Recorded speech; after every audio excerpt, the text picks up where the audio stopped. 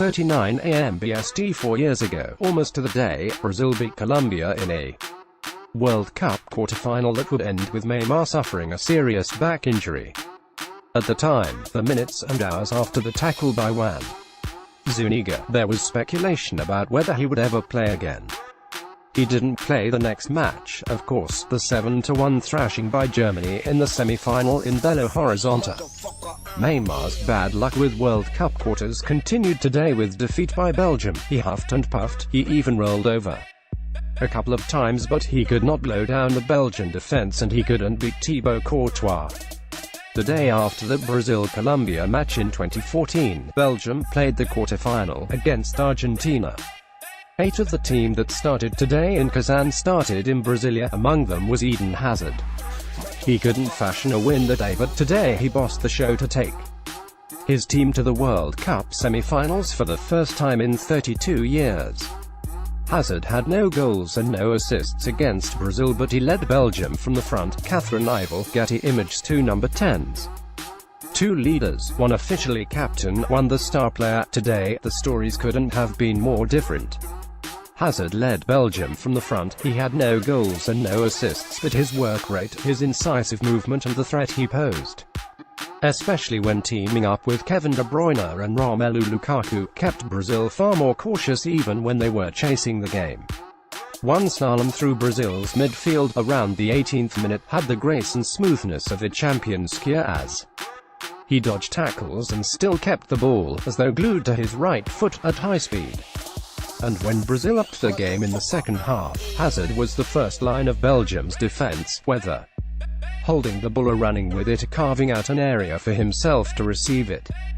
Hazard spent the past domestic season in the shadow of De Bruyne, the star of Manchester City's phenomenal title-winning campaign. Yet, wearing the captain's armband, he has found an extra gear here in Russia. His performance against Tunisia in the group stage, where he scored 2 goals, was the personal highlight of this tournament. Until today, Neymar's bad luck with World Cup quarters continued with defeat by Belgium in Kazan. Yegor Aliyev, Tatvire. Getty Images. For Neymar, this was a lot of effort for no gain. He had 2 penalty appeals turned down, and, with almost the last kick of the match, a shot bounced for goal that needed all of Courtois' height and skill to tip over the bar. He worked hard, often going deep into his own half to pick up the ball and drive it forward. But it was not to be.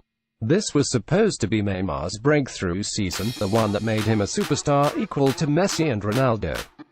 It's what he had switched clubs for, trading the security of a Barcelona jersey for the gamble of Paris Saint-Germain, believing that if he was ever to be the World Player of the Year, he'd have to do it away from the Nou Camp. Ironically, this is the first year in a decade that neither Messi nor Ronaldo looks to be the top choice for that award. Now, after today, it won't be Neymar either. He leaves this tournament with his reputation neither enhanced nor seriously impacted, though his reputation for diving and drama have won him few new fans. Also see, World Cup Stories, Jayadichi Gupta in Russia. This is a story not just about number 10s but about Brazil's number 12, the fans in the stands. Brazil's second-half fight-back came after sustained cheering and chanting by the sizable fan contingent to Kazan Arena.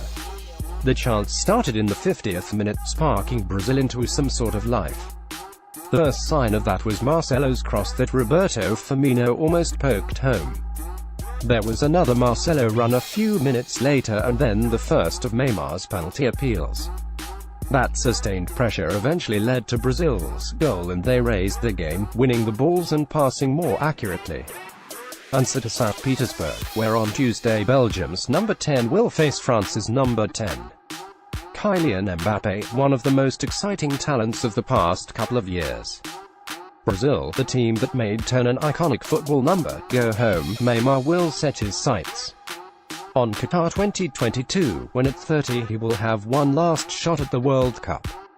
It's a long way from the tackle by Zuniga, but it's not yet a completed job.